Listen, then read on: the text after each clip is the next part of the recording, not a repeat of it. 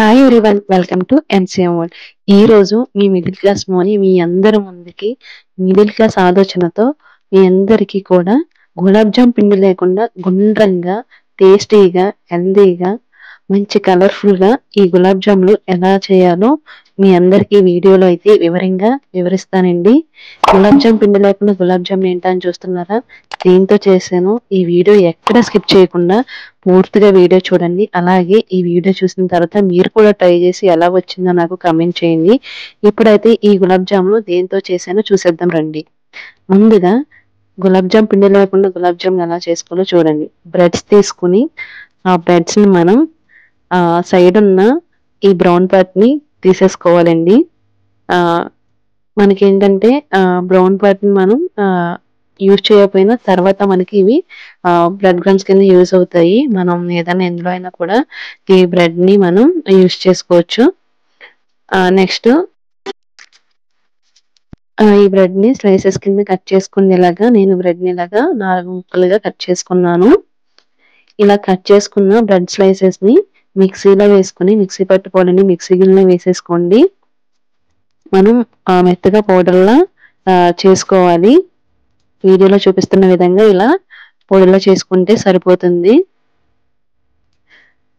నేను ఆ brown part ని కూడా యూస్ చేసేసానండి. మీకు వద్దు, నాకు బ్రౌన్ కలర్ పార్ట్ వద్దు అనుకుంటే తీసేసుకోవచ్చు, లేదు పర్లేదు యూస్ చేసుకుంటామంటే యూస్ చేసేయచ్చు. నేనైతే యూస్ చేసేసానండి. బ్రష్ తక్కువ ఉండడం వల్ల సరిపోవని చెప్పి అవి కూడా యూస్ చేసేసాను. మీకు వద్దనుకుంటే తీసేయచ్చు, పర్వాలేదు. ఇందులోనే 1 కప్పు పాలు అయితే తీసుకున్నానండి. కాచి చల్లార్చిన పాలను తీసుకుని మనమైతే ఈ పిండిని మెత్తగా మనం గులాబ్ జామ్ పిండి ఎలా అయితే కలుపుకుంటామో అదే కన్సిస్టెన్సీలో కలుపుకోవాలి. పూరీ పిండి కన్నా కొంచెం సాఫ్ట్ గా కలుపుకుంటే సరిపోతుంది. కాచి చల్లార్చిన పాలు లేకపోతే వాటర్ తో కలుపుకోవచ్చండి. కాకపోతే కాచి చల్లార్చిన పాలతో మనం కలుపుకుంటే ఏంటంటే కొంచెం క్రాకర్స్ రావని చెప్పేసి కనీసం ఒక 2 టేబుల్ స్పూన్స్ అయినా యూజ్ చేయండి. లేదు మేము పాలు యూజ్ చేయము అంటే వాటర్ తో అయినా కలిపేసుకోవచ్చు, ఏ ప్రాబ్లం లేదు. నేను ఈ వీడియోలో చూపిస్తున్న విధంగా మనకి పిండి కన్సిస్టెన్సీ అనేది ఈ విధంగా ఉండాలండి, మెత్తగాను. ఎంత ఎక్కువసేపు కలిపితే మనకి పిండి అనేది అంత సాఫ్ట్ గా వస్తుంది.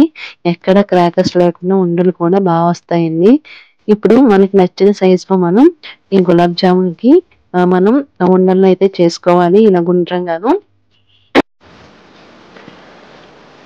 ఇది ఒక చేతితో చేస్తే మనకి ఉండలు సరిగా రావండి. అందుకే నేను 2 చేతులు యూజ్ చేసి ఒక చేతికి ఆయిల్ అయినా అప్లై చేసుకోవచ్చు, లేదంటే నెయ్యి ఉంటే నెయ్యినైనా అప్లై చేసుకుని మనం ఇలా ఉండలు చేసుకోవచ్చు. చాలా సాఫ్ట్గా వస్తుంది చూడండి. ఈ విధంగా ఉండలన్నీ కూడా చేసుకోవాలి. ఇప్పుడు స్టవ్ మీద కళాయి పెట్టుకుని మనం గులాబ్ జాములు పాకం కోసం మనం ఇప్పుడైతే పంచదారని అయితే పాకం పెట్టుకోవాలండి. నేను తీసుకున్న పిండికి నాకు 450 గ్రామ్స్ అయితే పంచదార పట్టిందండి. 1/2 కేజీకి 50 గ్రామ్స్ తక్కువ. అలాగే 1/2 లీటర్ వాటర్ అయితే వేసుకున్నాను పాకానికి. మీరు ఎక్కువ స్వీట్ తినే వాళ్ళు అయితే కొంచెం స్వీట్ ఎక్కువ వేసుకున్నా పర్వాలేదండి. మీరు తినే స్వీట్ బట్టి పాకం అయితే పెట్టుకోండి. నేనైతే 1/2 లీటర్ వాటర్ వేసాను. ఇప్పుడు మనం పాకాన్ని అయితే పక్కన పెట్టేసి మరిగించుకోవాలండి.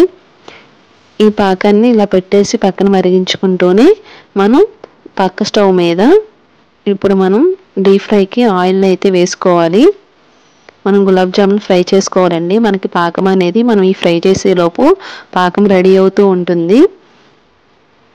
మనం వెంటనే ఇవి ఫ్రై అయిపోయిన వెంటనే తీసేసి మనం పాకంలో వేసుకుంటేనే మనకి గులాబ్ జాములు త్వరగా ఆ పాకాన్ని అబ్జర్వ్ చేసుకుంటాయి.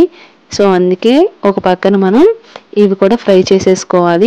ఆయిల్ కాగిన తర్వాత ఈ గులాబ్ జాములన్నీ కూడా ఫ్రై చేసుకోవాలి. ఎక్కువ వేసుకోవద్దండి, మన బౌల్లో పట్టి అన్నీ చూసుకుని వేసుకోవాలి, లేకపోతే క్రాక్స్ వచ్చేస్తాయి. ఎక్కువ వేసుకున్నా కూడా సరిగా ఫ్రై అవ్వు. లో టు మీడియం ఫ్లేమ్లోనే ఇవి ఫ్రై చేసుకోవాలి. హై ఫ్లేమ్లో పెట్టి మనం ఫ్రై చేసామనుకోండి మనకి వెంటనే కలర్ వచ్చేస్తాయి కానీ లోపల పిండిలా ఉండిపోతాయి. సో అందుకే లో టు మీడియం ఫ్లేమ్లో అయితే మనం ఈ గులాబ్ జాములు అయితే ఫ్రై చేసుకోవాలి. ఇప్పుడు పక్కన పెట్టుకున్న మన పాకాన్ని ఒకసారి చెక్ చేసుకోవాలండి. మనకి తీగ పాకం దాకా రావసరం లేదు, చూసుకుంటూ ఉండాలి పాకం వచ్చిందా లేదా అని చెప్పేసి. ఇప్పుడు మనకి ఫ్రై అవుతున్నాయి కదండి ఇవి. ఎక్కువ గరిటెతో కూడా తిప్పకూడదు. పాకం చూడండి, మరీ జిగురుగా కూడా లేదు, మరీ దగ్గర పడే అవసరం లేదు. ఈ విధంగా ఉంటే సరిపోతుంది. ఇలా మనకి ఈ గులాబ్ జామున్ ఈ కలర్ వస్తే సరిపోతాయి. మంచి కలర్ వచ్చాయి చూడండి. అసలు ఎక్కడ కూడా క్రాక్స్ అనేవి రాలేదు. చాలా బాగా వచ్చాయి. రౌండ్గా మంచి కలర్ఫుల్గా అయితే వచ్చాయండి.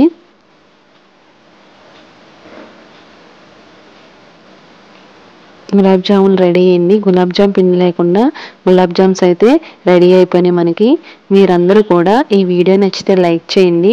అలాగే ఇవి ట్రై చేస్తే కనుక నాకు కమెంట్స్లో అయితే కమెంట్ చేయండి. తప్పకుండా ఒకసారి ట్రై చేసి చూడండి. టేస్ట్ అయితే అద్దరిపోద్ది. గులాబ్ జాములకి ఏమాత్రం తీసిపోదండి ఈ బ్రెడ్ గులాబ్ జామ్స్. మీరు మాత్రం ట్రై చేస్తే నాకు కమెంట్స్లో అయితే కమెంట్ చేయండి. నా ఛానల్ని సబ్స్క్రైబ్ చేసుకోవడం మాత్రం మర్చిపోవద్దు. ఇలాంటి మరెన్నో మంచి మంచి వీడియోలతో మీ ముందుకు వస్తానండి. మీ మిడిల్ క్లాస్ మౌని. మీ సపోర్ట్ అంతా నాకు కావాలి. మీ అందరి సపోర్టు ఉంటుందని కోరుకుంటూ మీ middle class Mouni. Bye bye.